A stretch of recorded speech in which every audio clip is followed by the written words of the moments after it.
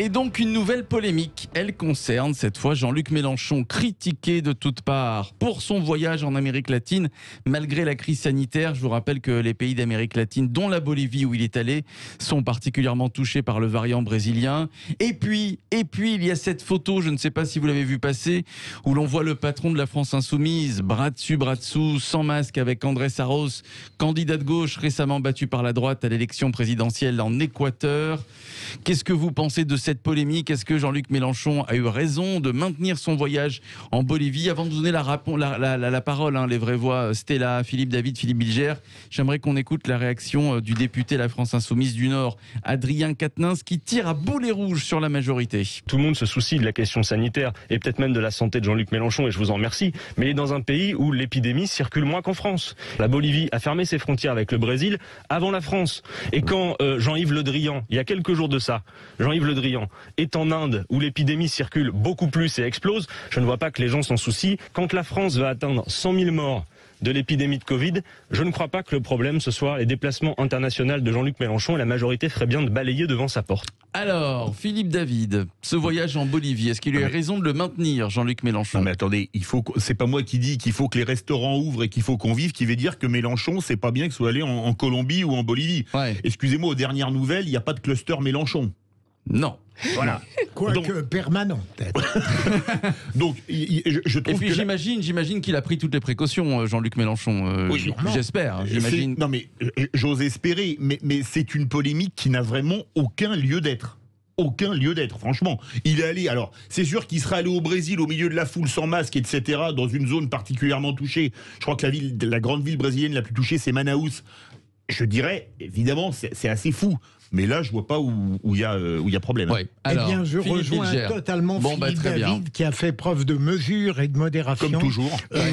Il n'aurait pas eu envie d'aller au Brésil. Bien sûr, Bolsonaro n'est pas vraiment son genre. Non, ça c'est sûr.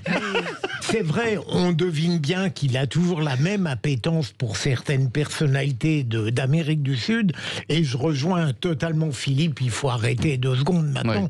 Alors, il y a cette photo, surtout, qui fait polémique, Ouais. bras dessous, voilà. Mais Mélenchon ne nous surprend pas vraiment, ni quand il dit du bien et fait du bien, ça lui arrive, ni quand il commet des choses discutables, mais qu'on le laisse vivre et respirer un petit peu. Stella, alors, ça vous choque ou pas ce voyage en Amérique latine? Pas du tout, j'ai cru que j'allais être seule sur le plateau, ça me rassure. Ouais, moi aussi, j'ai cru que Philippe C'est normal, vous êtes en bonne Philippe compagnie. Bilger, Il faudrait changer Alors, Stella, on est tous d'accord ce soir. Je dirais que la plupart des personnes, en toute honnêteté, si elles sont vraiment honnêtes, qui aujourd'hui, s'en prennent à Jean-Luc Mélenchon, qu'elles soient au moins honnêtes, parce que certaines ont voyagé en douce et n'ont averti personne. Donc lui, au moins, son voyage, c'est aux yeux et au su de tous. C'est vrai. Donc ça, il faut être honnête là-dessus. Il y a plein de Parisiens qui sont partis de Paris. Je voyais encore un documentaire de Français qui se sont carrément installés depuis mars dernier, c'est-à-dire en 2020, en Thaïlande, dans les pays où c'est moins cher. Sauf que ce qu'on reproche à Mélenchon, c'est qu'ensuite il va revenir en France et il risquerait de contaminer les gens. Non, il risque pas de contaminer. Parce que les Français dont vous parlez, ils sont en Thaïlande et ils y restent. En attendant, si on applique les règles qui ont été mises en place, normalement, quand Jean-Luc Mélenchon va revenir, il sera en quarantaine d'au minimum 14 jours.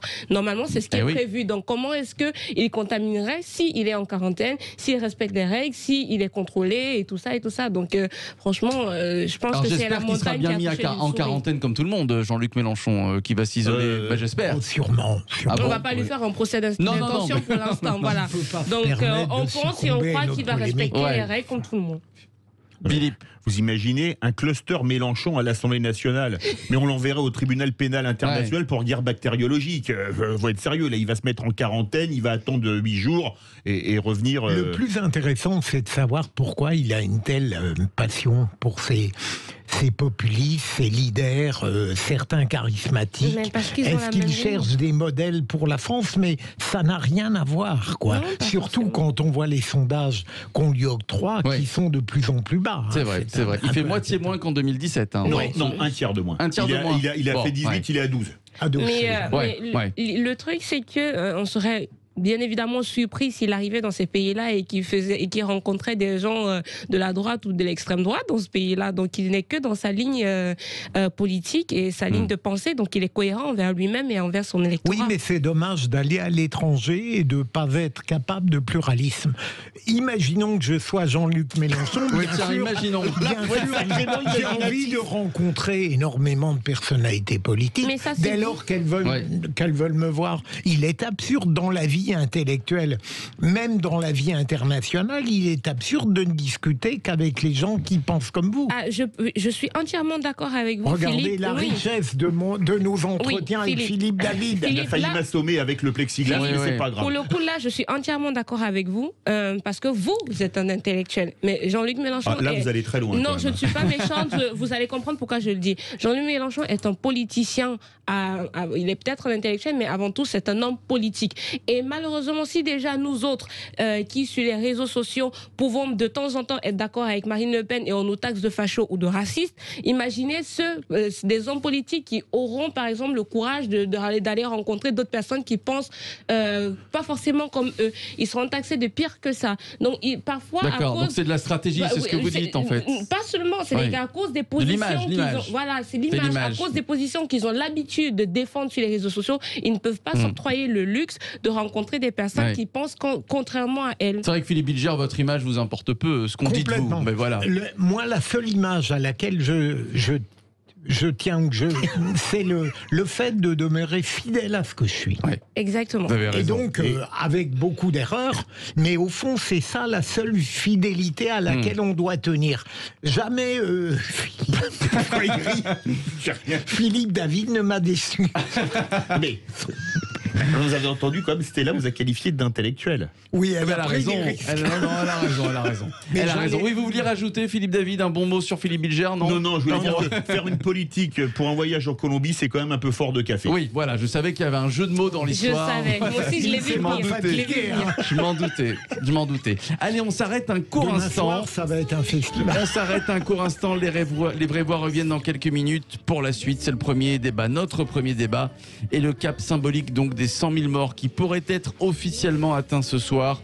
Emmanuel Macron qui devrait s'exprimer dans les prochains jours, c'est ce qu'il a dit. Le gouvernement doit-il s'excuser pour la gestion de la crise? Certains le demandent, comme l'association Victimes Covid-19. L'État est-il responsable? 0826 300 300 vous attend pour réagir. À tout de suite.